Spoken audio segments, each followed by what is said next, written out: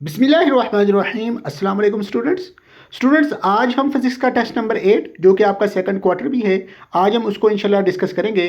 तो first of all हम देखते हैं एमसीक्यूज। फर्स्ट एमसीक्यूज हमारे पास है, which law gives the direction of an induced EMF. जैसा कि हमें पता है कि इंड्यूस्ड ईएमएफ की डायरेक्शन के बारे में हमें कौन सा लॉ बताता है, लेंज लॉ। अब यहाँ पर हमारे पास जो ऑप्शन ए है वो है फैराडे लॉ, और याद रख लीजिए फैराडे लॉ वो हमें ईएमएफ के बारे में भी तो बताता है जो इंड्यूस होती है, लेकिन उसकी डायरेक्शन के बारे में हमें नहीं बताता। और जो एम्पेयर लॉ है, एम्पेयर लॉ हमें बताता है कि जो जब किसी भी कंडक्टर में से करंट पास करेगा तो कितनी मैग्नेटिक फील्ड पैदा होगी, वो हमें कौन बताता है, एम्पेयर लॉ। और जो कूलम लॉ वो हमें क्या बताता है, वो हमें दो चार्जेस के बीच कितनी फोर्स होगी। तो फिर इसका आंसर क्या हुआ, सी। अब सेकंड एमसीक्यू हमारे पास है, the induced EMF in a coil is directly proportional to the rate of change of. अब यहां पर वो बात कर रहा है फैराडे लॉ की। तो फैराडे लॉ हमारे पास क्या है, the induced EMF in a coil is directly proportional to the rate of change of magnetic flux. तो इस एमसीक्यू का आंसर क्या हुआ, बी। अब नेक्स्ट एमसीक्यू हमारे पास है, the SI unit of magnetic flux is. इसका आंसर तो सिंपल है, वेबर। तो एमसीक्यू नंबर 3 का आंसर क्या हुआ, बी। एमसीक्यू नंबर 4 हमारे पास है, mutual inductance between two coils depends upon. जैसा कि हमें पता है, यहाँ पर हम फार्मूले से भी देख सकते हैं कि जो म्यूचुअल इंडक्टेंस है वो किस पर डिपेंड करती है, number of turns and geometry of both coils. तो फिर इसका आंसर क्या हुआ, बी। इसके बाद हमारे पास आगे है MCQ number 5, the peak value of an alternating current is related to its RMS value by. अब यहाँ पर तो वो हमारे पास सिंपल जो करंट की आरएमएस वैल्यू इसका वो फार्मूला पूछ रहा है, और वो मेंशन है ऑप्शन नंबर बी में। इसके बाद एमसीक्यू नंबर 6 है, in a purely inductive circuit the current. देखिए हमेशा याद रखें, जो कैपेसिव सर्किट होता है ना उसमें करंट लीड करता है वोल्टेज से बाई 90, और जो इंडक्टिव सर्किट है उसमें करंट लैग करता है वोल्टेज बाई 90। अब यहाँ पर ऑप्शन ए भी नहीं हो सकता, क्योंकि इसमें तो करंट लीड कर रहा है, और हमें पता है कि इंडक्टर में क्या होता है, लैग करता है। और जो सी ऑप्शन वो भी नहीं हो सकता कि उसमें क्या है, उसमें है इज इन फेज, और हमें पता है ये रजिस्टर में होता है। तो फिर इसका आंसर क्या हुआ, बी। अब इसके बाद आगे हमारे पास है MCQ number 7, at resonance in a series RLC circuit the impedance is. देखिए याद रख लें, जो हमारे पास सीरीज आरएलसी सर्किट होता है ना उसमें इंडक्टिव रिएक्टेंस और कैपेसिटिव रिएक्टेंस वो आपस में इक्वल होते हैं और आपस में अपोजिट होते हैं। तो उससे क्या होता है, वो दोनों कैंसिल हो जाते हैं। तो बाकी क्या बचता है, बाकी हमारे पास सिर्फ रजिस्टर की जो रेजिस्टेंस है वो बचती है। तो इसका मतलब क्या हुआ, ओवरऑल जो इंपीडेंस है वो क्या होगी, मिनिमम, और किसके बराबर होगी, इक्वल टू आर। अब यहां पर जो ए ऑप्शन है वो है मैक्सिमम। अब साफ ज़ाहिर मैक्सिमम तो नहीं होगी ना, क्योंकि दो जो हमारे पास रिएक्टेंस है वो होगी कैंसिल। आगे सी है जीरो, अब जीरो भी नहीं होगी क्योंकि हमारे पास बाकी जो रजिस्टर की रेजिस्टेंस है वो है। तो फिर इसका आंसर क्या हुआ, ऑप्शन नंबर बी। के बाद आगे हमारे पास है MCQ number 8, at resonance in a series RLC circuit the net reactance is. जैसे कि अभी मैंने बताया कि हमारे पास रेजोनेंस जब सीरीज आरएलसी सर्किट में होता है तो क्या होता है, इंडक्टिव रिएक्टेंस और कैपेसिटिव रिएक्टेंस आपस में इक्वल हो जाती हैं, जिससे वो कैंसिल हो जाती है। तो जब कैंसिल हो जाएंगी तो फिर हमारे पास ओवरऑल जो रिएक्टेंस है वो क्या हो जाएगी, जीरो हो जाएगी। अच्छा, अब आपने यहाँ पर एक बात को ध्यान में रखना, पीछे वाले एमसीक्यू में उन्होंने हमसे इंपीडेंस पूछा था, और इंपीडेंस में रजिस्टर की रेजिस्टेंस भी होती है और जो कैपेसिटर और इंडक्टर उनकी जो रिएक्टेंस है वो भी होती है। तो इसलिए वहाँ पर आंसर क्या आया था, वहां पर आया था रजिस्टर की जो रेजिस्टेंस है वो रहेगी, लेकिन यहां पर वो सिर्फ पूछ रहा है रिएक्टेंस, तो इसलिए जो रिएक्टेंस है वो जीरो है। ठीक है ना, ये जो ऑप्शन नंबर सी है ना, इसमें आपने कंफ्यूज नहीं होना, इक्वल टू आर ओनली, क्योंकि सिर्फ वो रिएक्टेंस का पूछ रहा है, इसलिए हमने आर को नहीं देखना, हमने सिर्फ रिएक्टेंस को देखना है। तो वो दोनों क्या हो जाएगी, कैंसिल। तो हमारा आंसर क्या बनेगा, जीरो। तो फिर इसका ऑप्शन नंबर बी ठीक है। अब आगे हमारे पास है MCQ number 9, the power factor of a purely resistive AC circuit is. देखिए हमें पता है कि जो रेजिस्टिव एसी सर्किट होता है उसमें वोल्टेज और जो करंट है वो आपस में क्या होते हैं, इन फेज। इन फेज मतलब एंगल कितना है, जीरो है। अब जो पावर फैक्टर उसका फार्मूला क्या है, कॉस थीटा। अब थीटा यहाँ पर जीरो है, तो ओवरऑल आंसर क्या बना, कॉस थीटा जीरो, तो आंसर आता है 1। तो फिर इस एमसीक्यूज का जो ठीक ऑप्शन वो क्या है, ऑप्शन नंबर सी। इसके बाद आगे हमारे पास है MCQ number 10, in an intrinsic semiconductor at absolute zero temperature the conduction band is. देखिए याद रख लें, जो एब्सोल्यूट जीरो टेम्परेचर है ना मतलब जीरो केल्विन, और जीरो केल्विन पर जो वैलेंस बैंड के इलेक्ट्रॉन है उनकी थर्मल एनर्जी बहुत कम होती है, इतनी कम होती है कि वो कंडक्शन बैंड में जंप नहीं कर सकते। जब कंडक्शन बैंड में इलेक्ट्रॉन जंप ही नहीं करेंगे तो मतलब वहाँ पर कोई इलेक्ट्रॉन नहीं है, मतलब कंडक्शन बैंड एम्प्टी होता है। तो फिर इसका ऑप्शन नंबर सी ठीक है। अब इसके बाद आगे हमारे पास MCQ number 11, the majority charge carrier in P type semiconductor are. देखिए आपने यहाँ पर एक बात याद रखनी है कि जो पी टाइप होता है ना सेमीकंडक्टर, वो उस वक्त बनता है जब हम सेमीकंडक्टर में जो ट्राइवेलेंट इंप्योरिटीज है ना, मतलब जिसके आउटर मोस्ट शेल में 3 इलेक्ट्रॉन होते हैं, वो हम ऐड करते हैं। अब देखें, अब जो सेमीकंडक्टर है उसके आउटर मोस्ट शेल में 4 इलेक्ट्रॉन हैं और जो हम इंप्योरिटी ऐड कर रहे हैं उसमें कितने हैं, 3 हैं। मतलब फिर हमारे पास एक इलेक्ट्रॉन की डेफिशिएंसी हो जाएगी। तो पी टाइप में फिर क्या होगा, होल बनेंगे। और जो एन टाइप है ना, उसमें चूंकि हम पेंटावेलेंट जो इंप्योरिटी वो हम ऐड करते हैं, मतलब सेमीकंडक्टर है उसके आउटर मोस्ट शेल में 4 इलेक्ट्रॉन है, 4 4 से बॉन्ड बना लेंगे और एक हमारे पास एक्स्ट्रा बच जाएगा। तो जो एन टाइप में इलेक्ट्रॉन होते हैं और जो पी टाइप में क्या होते हैं, होल्स होते हैं। ये आपने ज़हन में रखना है। इसका आंसर तो सिंपल है, holes. That is option number B. Last हमारे पास एमसीक्यू नंबर 12 है, a PN junction diode allow current to flow when it is forward bias. क्यों जी? क्योंकि हमें पता है कि जब फॉरवर्ड बाइस होती है तो डिप्लीशन रीजन क्या हो जाता है, नैरो, और जो पोटेंशियल बैरियर वो क्या हो जाता है, डिक्रीज। लेकिन जब हम रिवर्स बाइस करते हैं तो इसमें क्या होता है, इसमें जो डिप्लीशन रीजन की विड्थ है वो इंक्रीज हो जाती है।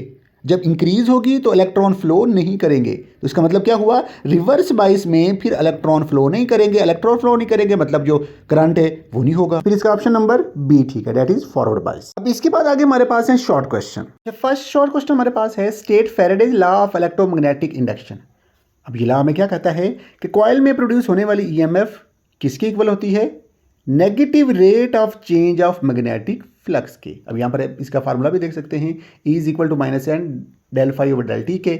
एन क्या है, number of turns of coil, और फाई क्या है हमारे पास, मैग्नेटिक फ्लक्स। आगे हमारे पास है second question, what is Lenz law, how does it illustrate the law of conservation of energy. अब देखें लेंज लॉ जी क्या है, इंड्यूस करंट की डायरेक्शन हमेशा ऐसी होती है कि उस चेंज को अपोज करता है जिसकी वजह से करंट इंड्यूस होता है। आगे हम देखते हैं कि ये कैसे law of conservation of energy को एक्सप्लेन करता है। देखें, जब कॉइल मैग्नेट के पास आती है तो इंड्यूस करंट मैग्नेटिक फील्ड पैदा करता है जो मैग्नेट को पुश करता है, फिर हमें वर्क करना पड़ता है जो कि इलेक्ट्रिकल एनर्जी में कन्वर्ट होता है। इसका मतलब क्या हुआ, ना तो एनर्जी न्यूज से पैदा हुई और ना ही एनर्जी डिस्ट्रॉय हुई, बल्कि वो एक फॉर्म से दूसरी फॉर्म में चेंज हुई। अब इसके बाद आगे हमारे पास है question number 3, define self inductance of a coil, right it's SI unit. देखिए, जब कॉइल में करंट फ्लो करता है तो करंट के चेंज होने से मैग्नेटिक फ्लक्स भी चेंज होता है, जिससे उसी कॉइल में बैक ईएमएफ प्रोड्यूस होता है, और इसी को हम क्या बोलते हैं, सेल्फ इंडक्शन। अच्छा, इसके बाद आगे इसका यूनिट क्या है जी, सिंपल, इसका यूनिट है हेनरी। अब इसके बाद आगे हमारे पास है question number 4, a coil of 200 turns, मतलब हमारे पास जो एन है वो कितना है जी, 200। आगे वो कह रहे हैं flux change from 0.05 weber to 0.02 weber, मतलब जो चेंज इन फ्लक्स है वो कितना है, 0.3 इन 0.3 सेकंड। तो टाइम हमारे पास कितना है, 0.3 सेकंड। तो हमने फाइंड करना है इंड्यूस्ड ईएमएफ। हमें पता है formula E is equal to minus N del phi over del T. हम यहाँ पर इसकी वैल्यू पुट करेंगे तो हमारे पास आंसर क्या आ जाएगा, 20 वोल्ट। नेक्स्ट हमारे पास है question number 5, what is mutual inductance, on what factors does it depends. देखिए, एक कॉइल में करंट के चेंज होने की वजह से दूसरी कॉइल में प्रोड्यूस होता है ईएमएफ, और इसी को हम क्या कहते हैं, म्यूचुअल इंडक्शंस। अच्छा, अगर हम इसकी डिपेंडेंस की बात करें तो ये डिपेंड करता है number of turns of coil, geometry, cross sectional area of coils, distance between coils, there relative orientation और मैग्नेटिक परमेबिलिटी के। ऐसे यूनिट की बात करें तो वो हमारे पास क्या है, हेनरी। हमारे पास है question number 6, explain why the induced current in a conductor oppose the motion that cause it.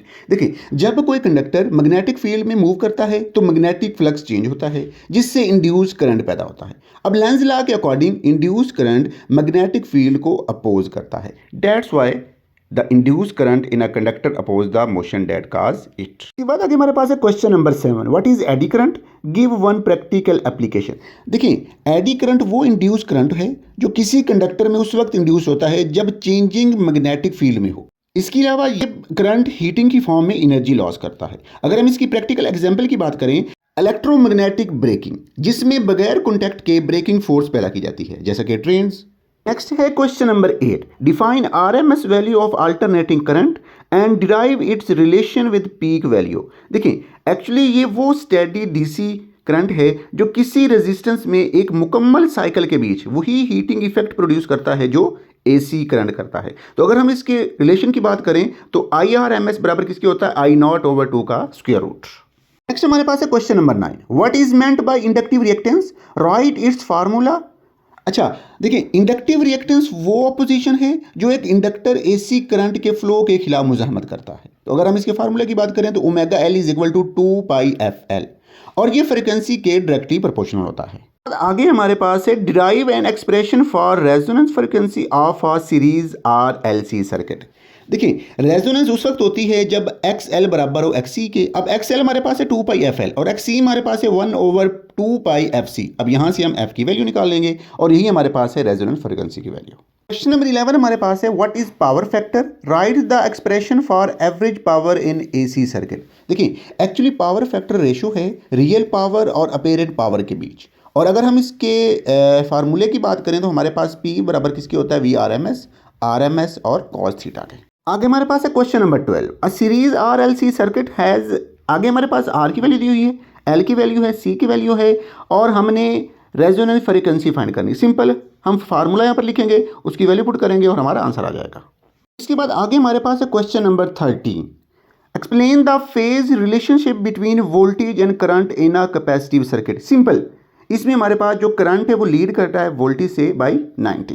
इसके बाद आगे हमारे पास है question number 14, why is AC preferred over DC for long distance power transmission. देखिए हम इसमें इजीली जो वोल्टेज है ना उसको ट्रांसफार्मर के जरिए कम या ज़्यादा कर सकते हैं, जिससे करंट रिड्यूस हो जाता है और जो पावर लॉसेज हैं वो बहुत ज़्यादा कम हो जाते हैं। तो इसलिए हम एसी को फिर प्रेफर करते हैं। उसके बाद आगे हमारे पास है question number 15, distinguish between conductor, semiconductor and insulator on the basis of energy band theory. देखिए जो कंडक्टर है ना उसमें वैलेंस बैंड और कंडक्शन बैंड आपस में ओवरलैप करते हैं, मतलब एनर्जी का गैप नहीं होता, तो इलेक्ट्रॉन इजीली मूव कर सकते हैं। लेकिन जो हमारे पास इंसुलेटर है और सेमीकंडक्टर, इन दोनों में एनर्जी गैप होता है। अब जो सेमीकंडक्टर है उसमें वैलेंस बैंड और कंडक्शन बैंड के बीच एनर्जी गैप कम होता है, लेकिन जो इंसुलेटर है उसमें क्या होता है, उसमें वैलेंस बैंड और कंडक्शन बैंड के बीच एनर्जी गैप बहुत ज़्यादा होता है। इसलिए जो इंसुलेटर है उनमें कंडक्टिविटी नहीं होती, और जो सेमीकंडक्टर है चूंकि उनमें वैलेंस बैंड और कंडक्शन बैंड के बीच थोड़ा बहुत गैप होता है, इसलिए कंडक्टर से उनकी जो कंडक्टिविटी है वो कम होती है। नेक्स्ट हमारे पास है question number 16, what is doping, how does it effect the conductivity of a semiconductor. देखिए फर्स्ट ऑफ ऑल हम देखते हैं डोपिंग। जो सेमीकंडक्टर है जैसे कि अभी हमने बात की कि उसमें जो कंडक्टिविटी है वो कंडक्टर से कम होती है, तो अब उस कंडक्टिविटी को बढ़ाने के लिए फिर हम उसमें इम्प्योरिटीज़ ऐड करते हैं। अब इसको हम बोलते हैं डोपिंग। तो इससे होता क्या है, इससे जो हमारे पास कंडक्टिविटी है फिर वो ज़्यादा हो जाती है।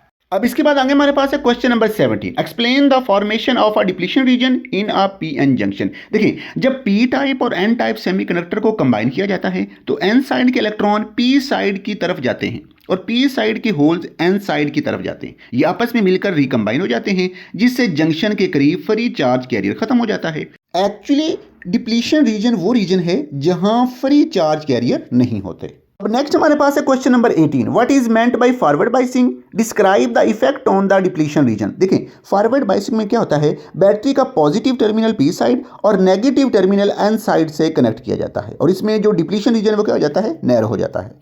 इसके बाद आगे हमारे पास है question number 19, what is an intrinsic semiconductor, how does it's conductivity change with temperature. देखिए जो हमारे पास प्योर फॉर्म में सेमीकंडक्टर है ना इसको बोलते हैं इंट्रिंसिक सेमीकंडक्टर, और याद रख लें टेम्परेचर के बढ़ने से इनकी कंडक्टिविटी इंक्रीज हो जाती है। इसके बाद आगे हमारे पास है क्वेश्चन नंबर 20 जो कि लास्ट है, define energy band gap and explain its significance. देखें एनर्जी बैंड गैप क्या होता है जी, एक्चुअली वो एनर्जी का डिफरेंस है जो वैलेंस बैंड और कंडक्शन बैंड के बीच होता है। अगर हम इसकी सिग्निफिकेंस की बात करें तो अभी मैंने पहले आपको बताया है कि ये जो एनर्जी बैंड गैप है यही हमें बताता है कि वो जो मटेरियल है उसने कितना इलेक्ट्रॉन को फ्लो करवाना, मतलब कितनी उसकी कंडक्टिविटी होनी है। तो जो इंसुलेटर है उसमें ये गैप बहुत ज़्यादा होता है, सेमीकंडक्टर में कम होता है, और जो कंडक्टर है उसमें ना होने के बराबर होता है। इसके बाद आगे हमारे पास है लॉन्ग क्वेश्चन। तो फर्स्ट हमारे पास जी लॉन्ग क्वेश्चन है, state and explain Faraday laws of electromagnetic induction, derive expression. देखिए जैसे कि हमने ऊपर भी एक्सप्लेन किया था व्हाट इज फैराडे लॉ। देखिए किसी भी कॉइल में जो ईएमएफ प्रोड्यूस होता है ना वो किसके बराबर होता है, चेंज इन मैग्नेटिक फ्लक्स के। मतलब जितना मैग्नेटिक फ्लक्स ज़्यादा चेंज होगा उतना ईएमएफ भी ज़्यादा इंड्यूस होगा। यहाँ पर आप अगर इसका फार्मूला देखें तो क्या है, E is equal to minus N del phi over del T. अब एन क्या है? Number of turns of coil. साफ ज़ाहिर है जितने number of turns of coil ज़्यादा होंगी उतना ईएमएफ भी ज़्यादा इंड्यूस्ड होगा। और डेल फाई क्या है? हमारे पास में मैग्नेटिक फ्लक्स है, मतलब जितना चेंज इन मैग्नेटिक फ्लक्स ज़्यादा होगा उतना ईएमएफ भी ज़्यादा होगी। टी क्या है? टाइम। यहाँ पर जो माइनस है ना, ये क्या है? इसको देखें, देखिए ये माइनस जो है ना, ये लेंज लॉ ने इसको एक्सप्लेन किया है। अब क्या है? देखिए जो इंड्यूस करंट की डायरेक्शन है ना, हमेशा ऐसी होती है कि उस चेंज को अपोज करता है जिसकी वजह से करंट इंड्यूस्ड होता है। ठीक है, और ये हमें कौन बताता है? ये माइनस बताता है। अच्छा, इसके बाद आगे आपने ये जो डेरिवेशन है इसको आपने करना है। अब इसके बाद आगे हमारे पास है एनर्जी कंजर्वेशन। अच्छा, इसमें आपने ध्यान में रखना है कि जो इंड्यूस्ड ईएमएफ होती है ना, चूंकि ईएमएफ साफ ज़ाहिर एनर्जी है, तो ये खुद से पैदा नहीं होती। याद रख लें, law of conservation of energy यहां पर होल्ड करता है। कैसे? देखिए, जब जो हमारे पास कॉइल है मैग्नेट के पास आती है तो क्या होता है? Induce current magnetic field produce करता है जो मैग्नेट को पुश करता है। अब हमें फिर वर्क करना पड़ता है। वो जो वर्क हम करते हैं वो फिर उस इलेक्ट्रिकल एनर्जी में चेंज होता है। मतलब एनर्जी खुद से प्रोड्यूस नहीं होती, ना यहाँ पर एनर्जी खुद से प्रोड्यूस होती है और ना ही एनर्जी डिस्ट्रॉय होती है, बल्कि क्या है कि मैकेनिकल एनर्जी किस में चेंज हो रही है? इलेक्ट्रिकल एनर्जी में। इसके अलावा यहाँ पर जितनी भी ये चीज़ें मेंशन है ये आपने सारी इसमें लिखनी है। ओके, अब इसके बाद आगे हमारे पास है न्यूमेरिकल ऐप। इसमें हमारे पास जो नंबर ऑफ टर्न्स है वो भी दी हुई हैं, जो बी है वैल्यू उसको भी दी हुई है, जो एफ है उसकी वैल्यू भी दी हुई है। तो इसमें हमने दो चीज़ें फाइंड करनी है। पहली हमने मैक्सिमम इंड्यूस्ड ईएमएफ फाइंड करनी है और सेकंड हमने ईएमएफ फाइंड करनी है। अब यहाँ पर हमारे पास जो एंगल है ना, वो प्लेन का एंगल फील्ड के साथ 30 है। मतलब जो हमारे पास फाइनल एंगल आएगा वो क्या कैसे आएगा? हमने 90 में से 30 को माइनस करना है, तो जो 60 है वो हमने यहाँ पर पुट करना है। तो फर्स्ट ऑफ ऑल हमने क्या करना है जी? फर्स्ट ऑफ ऑल हमने मैक्सिमम इंड्यूस्ड ईएमएफ फाइंड करनी है। तो उसका फार्मूला क्या है? NBA omega. ठीक है, यहाँ पर आपने इसकी वैल्यू पुट करनी है और आपका आंसर आ जाएगा। और सेकंड में हमने फाइंड करना है जी एंगल विद फील्ड। तो हमें पता है कि यहाँ पर जो एंगल है बिटवीन, अगर हम नॉर्मल से देखें तो हमने 90 में से 30 को माइनस करना, तो हमारे पास 60 आएगा। अब ये 60 एंगल हमने फार्मूले में पुट करना है। तो हमारे पास फार्मूला क्या है? Is equal to E0 sine theta. अब थीटा यहाँ पर कितना है? 60 है। तो जब हम इसकी वैल्यू पुट करेंगे तो हमारे पास आंसर आ जाएगा। अब इसके बाद आगे हमारे पास है series RLC circuit, impedance and phase angle. देखें, यहाँ पर पहली बात आपने ध्यान में रखनी है सर्किट की। देखें, अब चूंकि ये सीरीज है, यहाँ पर क्या क्या होगा? एक होगा रजिस्टर, इंडक्टर और कैपेसिटर। और चूंकि ये सीरीज सर्किट है, फिर हमने क्या करना है? इनको सीरीज में हमने कनेक्ट करना है। यहां पर दो बातें ध्यान में रखनी है। पहली बात, सीरीज में जो करंट है वो सेम होता है, लेकिन जो वोल्टेज है वो सेम नहीं होता, वो डिफरेंट होता है। इसके बाद आगे हमारे पास है वोल्टेज रिलेशन। देखिए, याद रख लें, हमारे पास जो रजिस्टर है ना, रजिस्टर में करंट और वोल्टेज आपस में इन फेज होते हैं, लेकिन जो कैपेसिटर है ना, कैपेसिटर में करंट लीड करता है और जो वोल्टेज है वो लैग करता है बाई 90। और जो इंडक्टर है, इंडक्टर में क्या होता है? इंडक्टर में वोल्टेज लीड करता है, करंट लैग करता है बाई 90। इस तरह सेम ये चीज़ें आगे आपने इनको एक्सप्लेन करना है। आगे हमारे पास है इंपीडेंस। अब ये इंपीडेंस क्या होती है कि सर्किट में इलेक्ट्रॉन के फ्लो को कितनी रुकावट है। अब उसमें रेजिस्टेंस भी है और उसमें रिएक्टेंस भी है, तो इनके कंबाइन इफेक्ट को हम क्या बोलते हैं? इंपीडेंस बोलते हैं। इसके बाद आगे आपने जो इंपीडेंस का डेरिवेशन है वो भी आपने करनी है, और इसके बाद आगे जो फेज एंगल है उसको भी आपने अच्छे से देख लेना है। इसके बाद आगे हमारे पास है क्वेश्चन नंबर 4 का B part, that is numerical. यहाँ पर हमारे पास जो डाटा है वो दिया हुआ है। हमने फाइंड क्या करना है? XL फाइंड करना है, XC फाइंड करना है, इंपीडेंस फाइंड करना है, और हमने RMS जो करंट है उसकी वैल्यू फाइंड करनी है। तो पहले हम क्या करेंगे? पहले हम XL फाइंड करेंगे, वो हमारे पास बराबर किसके? ओमेगा L के बराबर है। XC हमारे पास बराबर किसके? 1 ओवर ओमेगा C के बराबर है। अगर हम इंपीडेंस की बात करें तो वो हमारे पास बराबर किसके है? वो है G is equal to square root R square plus आगे हमारे पास XL माइनस XC होल का स्क्वायर। तो यहां पर हम इसकी भी वैल्यू पुट करेंगे। RMS की बात करें तो वो हमारे पास बराबर किसके? VRMS ओवर G के। V की हम वैल्यू पुट करेंगे, G की वैल्यू पुट करेंगे, तो हमारे पास इसका भी आंसर आ जाएगा। अच्छा, इसके बाद आगे हमारे पास लास्ट लॉन्ग क्वेश्चन है, energy band structure of solid. देखिए, इस लॉन्ग क्वेश्चन को समझने से पहले आपको 2-3 बातों का पता होना बहुत लाजिम है। पहला है वैलेंस बैंड, फिर है कंडक्शन बैंड। देखिए, वैलेंस बैंड क्या होता है? किसी भी एटम के अंदर जो वैलेंस बैंड है ना, ये वो बैंड है कि जिसमें इलेक्ट्रॉन टाइटली बॉन्ड होते हैं। ठीक है, इससे ऊपर होता है कंडक्शन बैंड। अब कंडक्शन बैंड में क्या होता है? कंडक्शन बैंड में इलेक्ट्रॉन फ्रीली होते हैं। अब ये जो वैलेंस बैंड है और कंडक्शन बैंड है, इनके बीच जो गैप है ना, इसने ही डिसाइड करना है कि ये मटेरियल कंडक्टर है, इंसुलेटर है या सेमीकंडक्टर है। अब देखें, अब जो कंडक्टर है ना, उसमें वैलेंस बैंड और कंडक्शन बैंड के बीच जो गैप है वो ना होने के बराबर होता है। मतलब इलेक्ट्रॉन इजीली कंडक्शन बैंड में मूव कर सकते हैं, इजीली वहां पर जा सकते हैं, ठीक है। अब जो सेमीकंडक्टर, उसमें क्या होता है, उसमें जो वैलेंस बैंड है और जो कंडक्शन बैंड है, इनके बीच गैप होता है, लेकिन थोड़ा होता है। मतलब थोड़ी सी अगर हम उनको एनर्जी देंगे तो इलेक्ट्रॉन इजीली वैलेंस बैंड से कंडक्शन बैंड में जंप कर जाएंगे। लेकिन जो इंसुलेटर है, इंसुलेटर में वैलेंस बैंड और कंडक्शन बैंड के बीच गैप बहुत ज़्यादा होता है। हम अगर उनको टेम्परेचर दें, उनकी थर्मल एनर्जी बढ़ा भी दें, तो फिर भी चूंकि वो गैप बहुत ज़्यादा है, तो इलेक्ट्रॉन वैलेंस बैंड से कंडक्शन बैंड में जंप नहीं कर सकते। अब यहाँ पर एक बात को आपने ज़हन में लाजमी रखना है कि जो वैलेंस बैंड है ना, वो कभी भी एम्प्टी नहीं होगा। वैलेंस बैंड में इलेक्ट्रॉन होते ही होते हैं, लेकिन जो कंडक्शन बैंड है वो एम्प्टी भी हो सकता है और वो हाफ फिल्ड भी हो सकता है। अच्छा, तो अब इस लॉन्ग क्वेश्चन में आपने क्या क्या मेन लिखना है? फर्स्ट ऑफ ऑल जो चीज़ें अभी मैंने आपको एक्सप्लेन की, ये ऊपर लिखी हुई, आपने लिखनी है। फिर आपने कंडक्टर में क्या लिखना है, ये यहाँ पर अगर आप देखें ना, तो कंडक्टर में यहाँ पर मेंशन भी है कि जो एनर्जी हमें चाहिए वो जीरो इलेक्ट्रॉन, मतलब चूंकि जो हमारे पास वैलेंस बैंड और कंडक्शन बैंड है वो आपस में ओवरलैप कर रहे होते हैं ना, तो इसलिए हमें कोई भी एनर्जी एक्स्ट्रा नहीं चाहिए कि हमें इलेक्ट्रॉन को वैलेंस से कनेक्शन में लेकर जाना है। लेकिन अगर आप सेमीकंडक्टर में देखें तो इसमें हमारे पास 0.1 से 2 इलेक्ट्रॉन वोल्ट तक एनर्जी चाहिए। अब जो इंसुलेटर, अगर इंसुलेटर में देखें तो इसमें हमें 5 इलेक्ट्रॉन वोल्ट से भी ज़्यादा एनर्जी चाहिए। आपने इन सारी ये जो चीज़ें, इनको आपने लाजमी एक्सप्लेन करना है, आपने सेपरेट सेपरेट इनको आपने मेंशन करना है इस लॉन्ग क्वेश्चन में, तो इंशाल्लाह ये भी जो आपका लॉन्ग क्वेश्चन है वो कंप्लीट हो जाएगा। उसके बाद आखिर में हमारे पास है जी न्यूमेरिकल। अब इसका जो डाटा वो हमारे पास गिवन है, एनर्जी बैंड गैप हमारे पास गिवन है, प्लांक्स कांस्टेंट गिवन है, और हमने फाइंड करना है मिनिमम फ्रीक्वेंसी और वेवलेंथ फाइंड करनी है। देखें, तो फर्स्ट ऑफ ऑल हमारे पास जो मिनिमम फ्रीक्वेंसी, उसका फार्मूला क्या है, E/H। ई भी हमारे पास गिवन है, एच भी गिवन है, हमारा आंसर आ जाएगा। और अगर हम वेवलेंथ की बात करें तो वो हमारे पास बराबर किसके, C/F के। C यहाँ पर क्या है, स्पीड ऑफ लाइट है, और F हमारे पास क्या है, वो ऊपर गिवन है, जो अभी हमने फाइंड करना है। तो हम इसकी वैल्यू पुट करेंगे और हमारा इसका भी आंसर आ जाएगा जी। तो ये था आपका टेस्ट नंबर 8। आपने इसको अच्छे से देखना है। अगर किसी किस्म की कोई भी कन्फ्यूजन हो तो आपने लाजमी पूछनी है। अल्लाह हाफिज़।